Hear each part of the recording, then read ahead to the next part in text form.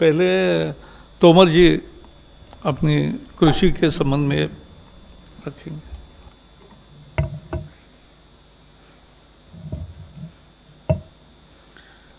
माननीय नितिन गडकरी जी, माननीय प्रकाश जावड़ेकर जी और उपस्थित मित्रों,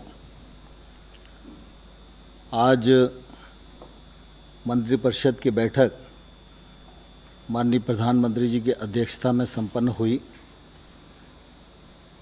और उस बैठक में विभिन्न मंत्रालयों से संबंधित आम आदमी को राहत और मदद देने की दृष्टि से निर्णय किए गए। उन निर्णयों की कुछ झलक माननीय प्रकाश जी ने अपने वक्तव्य में दी है। मैं उनकी बात को थोड़ा आगे बढ़ाना चाहता हूँ। आप सभी और सारा देश इस बात का साक्षी है कि वायरस का संकट के समय भी जब लॉकडाउन रहा,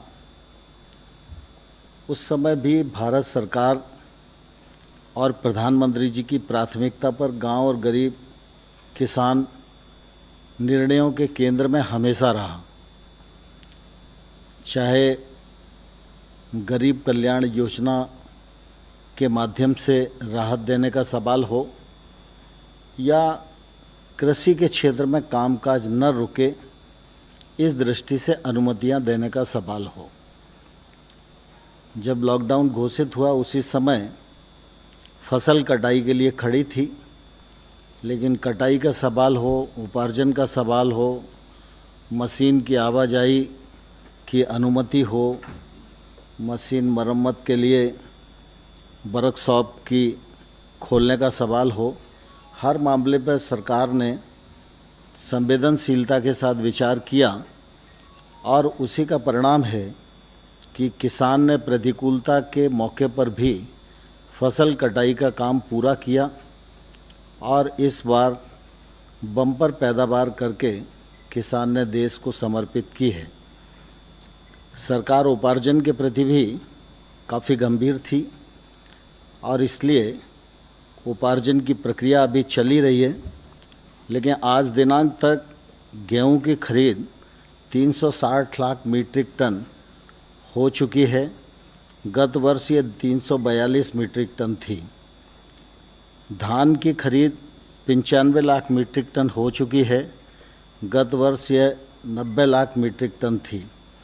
दलहन और तिलहन की खरीद अभी चल रही है और अभी 16.07 लाख मीट्रिक टन खरीद हुई है।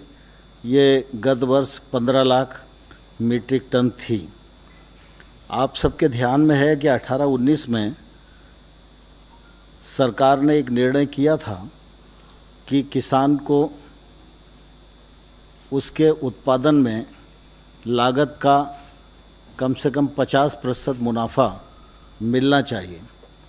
स्वामीनाथन साहब ने एक अध्ययन के बाद अपनी रिकमेंडेशन की थी और ये रिकमेंडेशन काफ़ी देश में घूमती रही, लेकिन माननीय प्रधानमंत्री नरेंद्र मोदी जी के नेतृत्व में इन रिकमेंडेशनों को स्वीकार भी किया गया और अमल भी किया गया।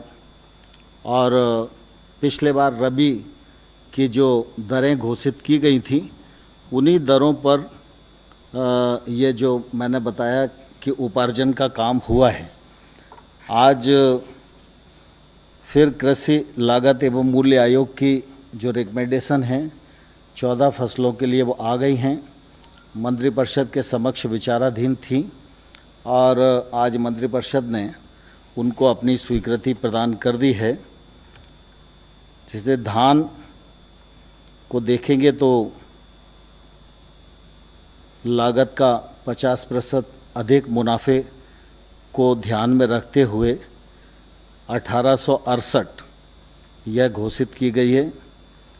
इसी प्रकार से ज्वार हाइब्रिड को देखेंगे तो ये इसमें भी 50% मुनाफा हो, इस दृष्टि से 2620 घोषित की गई है।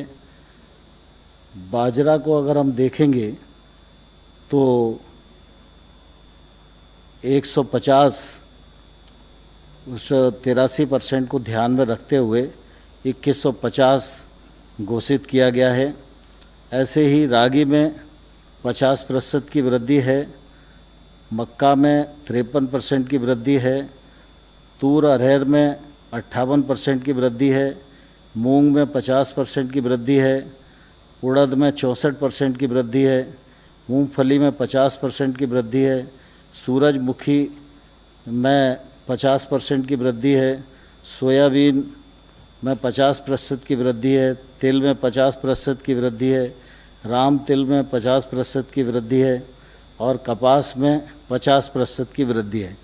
यह जो कृषि लागत और मूल्य आयोग है, यह सामान्य तौर पर एक पूरा मैकेनिज्म बना हुआ है जिसमें वो लोग मिलकर कृषक की उत्पादन में जो लागत आ रही है और लागत के समय जो जो चीज़ें उपयोग होती हैं, चाहे वो बीज की कीमत हो, खाद की कीमत हो, मानव का श्रम हो, बैल का श्रम हो, मशीन का खर्चा हो, डीजल हो, बाकी सारी चीज़ों को जोड़कर वो ये तय करते हैं कि लागत कितनी आ रही है और उसके ऊपर समर्थन मूल्य कम से कम 50% और उससे अधिक, जैसे मैंने 64 भी बताया, 83 भी बताया, इतना प्रतिशत उसमें बढ़ा है।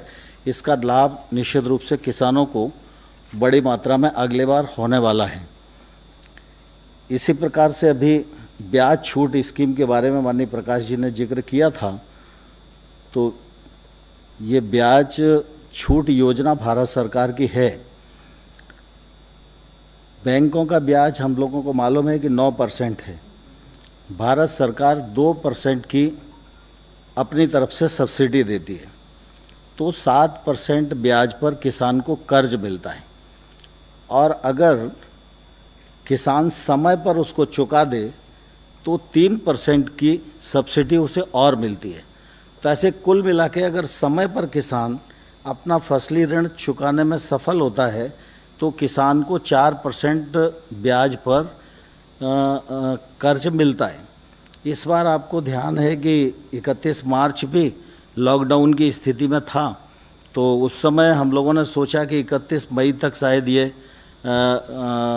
ठीक ठाक स्थिति आ जाएगी, लेकिन अभी भी सामान्य स्थिति नहीं है और इसलिए पहले चरण में 31 मई तक उनको छूट दी थी कि वो अपना पैसा जमा कर दें, लेकिन अभी भी ऐसी स्थिति है कि कई जगह खरीद का काम भी चल रहा है, कई जगह बैंक में जाना थोड़ा दुर्लभ ही हो रहा है। इसलिए किसानों के हित में माननीय प्रधानमंत्री जी ने इस तिथि को बढ़ाकर अब 31 अगस्त कर दिया है। 31 अगस्त तक जो किसान अपने ऋण की अदायगी करेगा उसको 4% ब्याज पर ही कर्जा मिलेगा। मैं समझता हूँ ये किसानों के लिए निश्चित रूप से बहुत बड़ी राहत है और इस दिशा में प्रधानमंत्री जी निरंतर सोचते भी रहते हैं। गत वर्ष का भी अगर हम देखेंगे तो सब्सिडी के रूप में 28,000 करोड़ रुपया किसानों के हित में इस कार्यक्रम के अंतर्गत हर किसान की जेब में जाता है। तो इस बार ये थोड़ा और ज़्यादा भी हो सकता है, लेकिन पिछले बार 28,000 करोड़ रुपए की सब्सिडी प्रदान करने की स्थिति आई थी। तो यह ब्याज छूट योजना के अंतर्गत देश भर का किसान ये सोच रहा था कि 31 मार्च को नहीं हो पाया, फिर उसको आशा बंधी 31 मई, लेकिन 31 मई को भी वो अवसर नहीं आ पाया, तो इसलिए फिर 31 अगस्त तक की ये छूट प्रदान की गई है। यह निश्चित रूप से किसानों के लिए बहुत ही लाभप्रद रहेगी। मुख्य रूप से मुझे इतना ही कहना है, बाकी